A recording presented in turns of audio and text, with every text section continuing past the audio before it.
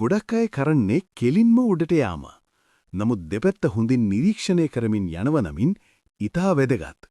එහෙම යන විට දකුණු පැත්තේ තියෙන තවත් වැදගත් ස්ථානයක් තමා මේ නයිපෙන ගුහාව. පුරාවිද්‍යාව අතහැර ඉතිහාසයේ කරා යොමු වූ විටකදී වඩා ඇගෑයීමට ලක්වන්නේ මුඛ පරම්පරාගත කරුණුය. ඒද විටකදී පුරාවිද්‍යාවට දෙවනි නොවේ. පාදාගත් ඉතිහාසය තුල පුරාවිද්‍යාව ගොඩනැගීම සඳහා මුඛ පරම්පරාව වඩා පැහැදිලි කාර්යභාරයක් ඉටු කර ඇතැයි යන්න ඉතිහාසයට සරදම් කරන සියල්ලෝම පාහේ පිළිගත යුතු යුක්තියුක්තක්. මා ඔබ සමග බෙදා හදා ගන්නා කාරණේ ප්‍රථම අධීරය අයත්වන්නේ ඉතිහාසයටය. දෙවැන්න අයත්වන්නේ ඉතිහාසය සහ පුරාවිද්‍යාව යන දෙකොටසටය. පළමු අධීර තුල ඉතිහාසය එක් අවස්ථාවකදී අපහට මෙලෙස පවසා සිටී. සීතා යනු රාවණගේ දුව. යම්තාක් දුරකට අදහස් හකුළුවාලන එම කරුණ කෙරෙහි වැඩිමනත් අවධානය යොමු කළොත් එය මෙලෙසය. සීගිරි නයිපෙන ගුහාවේ එක් ලෙනක් නාමකරණය වී ඇත්තේ පරුමුඛ නගුලිය ලෙන. ප්‍රමුඛ නගුලිය ලෙන ලෙසය. බ්‍රාහ්මී අක්ෂරයෙන් කොටා ඇති සෙල්ලිපියක් මෙහි කටාරමට පහලින් දැකිය හැක.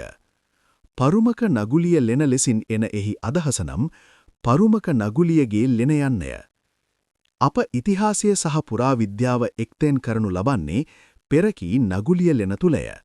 මෙම නගුලි ලෙන යනු යම් අයෙක් සිය පාවිච්චිය සඳහා යොදාගත් ස්ථානයක් යැයි සිතීමට කරුණු භෞතිකව එම ලෙන පරීක්ෂාවට ලක් කරන්නකොට බොහොමත්ම ඇත. සීතා යන්න සංස්කෘත පදයකි. රාවණ රජු විසින් සීතා පැහැරගෙන විත් පළමුව රඳවා තබාගෙන ඇතැයි පැවැස්සෙන්නේ ලංකාපුරවරේය. ලංකාපුරේ යනු සිවගිරිය හෙවත් සීගිරියය.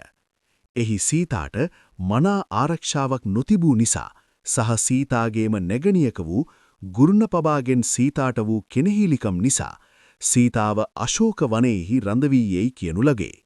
සීතාගේ උපත පිළිබඳ වූ මතිමතාන්තර පිළිබඳ දැනුවත්ව සිටි යක්ෂ පරපුරට අයත් කාන්තාවක් වන ගුරුණපබා එයට නගුලී යන අවමන්ගත වචනයෙන් ආමන්ත්‍රණය කරන්නට ඇතැයි උපකල්පනය කළහොත් ලංකාපුරයේදී එහෙමත් නැත්නම් සීගිරියේදී සීතා රඳවා තබූ ස්ථානය එහෙමත් නැත්නම් ලෙන නගුලිගේ ලෙන ලෙස නම් ලද්දාද යන්න උපකල්පනය නිවැරදිය. මෙවැනි වීඩියෝ දැකගන්න අපිව ෆලෝ කරලා තියාගන්න. ඔබගේ අදහසත් ලියන්න අමතක කරන්න එපා.